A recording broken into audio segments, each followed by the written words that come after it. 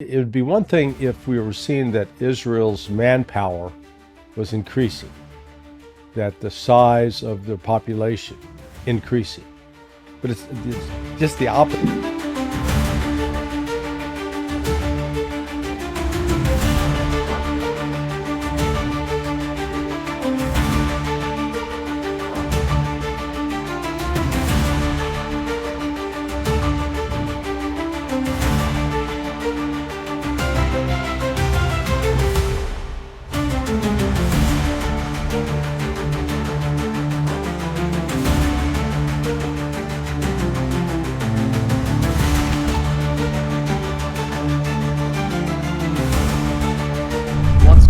Between Turkey and Israel?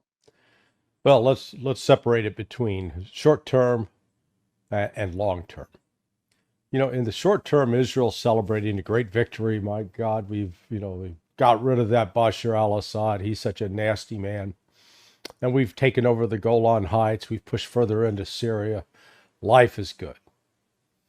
The problem for Israel is that in accomplishing this, they climbed into bed both with Turkey, or Turkey, and with the United States and Great Britain. The relationship with the U.S., not surprising.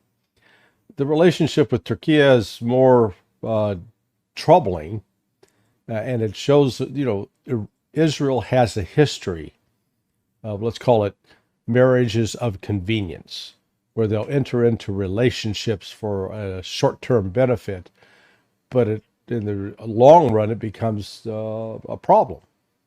I've talked about it several times with you. In the early 1980s, Israel had a close relationship with Iran when it was under the control of the Ayatollah Khomeini. They were providing them weapons because, their objective was to get rid of and eliminate Iraq. Then once it got rid of Iraq, Saddam Hussein, man, everything would be great. Well, it didn't turn out that way. Now they're claiming that they're locked into an existential struggle with Iran. And they've got to take out Iran at any price. And part of that price was getting rid of Bashar al-Assad. Whatever deal was made between Israel, Netanyahu, and Erdogan, that deal's not going to hold up. Syria is a festering wound, and like any festering wound that's infected, it can create what's called sepsis, and it's an infection of the blood that kills the body. Turkey is best positioned. It has the manpower and the resources and the depth to move into Syria, which it's doing. But in the process, it still doesn't have the control over the various clans and tribes and ethnic groups that comprise Syria. So the Alawites, who are very concentrated in one area, they've been attacked by HTS, the Tahrir al-Sham folks. They're rising up. They're pushing back. They're ambushing. There are fights going on there. Erdogan has been just, insistent that the Kurds must be destroyed. So I guess it's the U.S. backs the Syrian Defense Force, and the Turks back the Syrian National Army, and they're going to clash. At some point here in the next weeks, months, the Turks and the United States are going to be squaring off against each other, and then it's going to create a real problem for NATO. And this leaves Israel in the position of trying to figure out, okay, how we got to control this new territory in southern Syria. With what?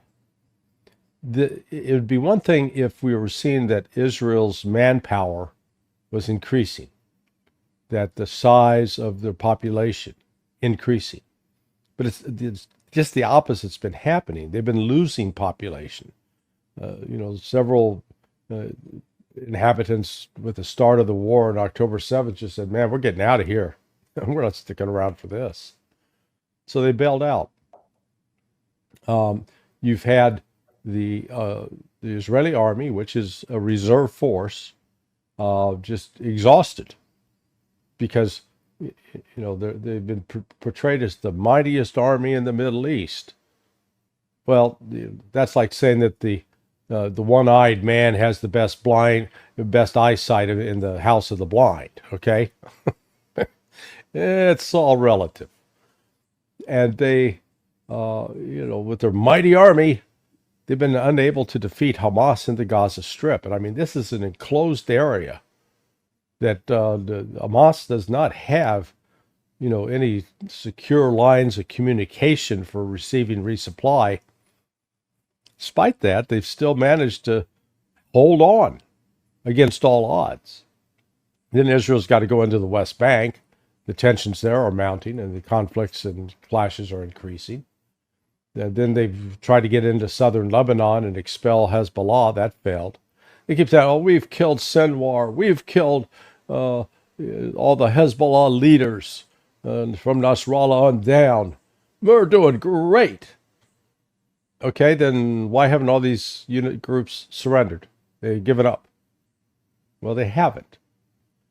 So now you've got the rhetoric coming out of Turkey, where, I forget what the exact expression was, but it was basically the mosque, the name of the mosque in Istanbul, followed by the name of another mosque that's in Damascus, and then it's on to Al-Aqsa, the Al-Aqsa Mosque. Al-Aqsa. Al-Aqsa, yeah. And so there is a strong religious element still within the Turkish population that believe, hey, we controlled that area for 600 years. By God, we're going to take it back. So, at some point, I don't know if it'll be this year or next year, but Israel's going to be in a war with Turkey. So Turkey and Israel will be squaring off and fighting each other. And Israel will, I think, come to see Turkey as more of a threat than Iran, because Turkey is better positioned than Iran to provide supplies to fighters. We'll see. This is really sort of a delicate situation, but if you watch the news coming out of Syria, it's getting more chaotic every day, not less. So they're the Al-Qaeda types, the HTS, former al-Nusra, former ISIS. These guys are not administrators. Okay, they're artists. They're passionate about their cause, but their ability to actually execute and organize is very limited. So you're going to look at a spread of a civil war that no one group is going to be no one entity or country will be able to control.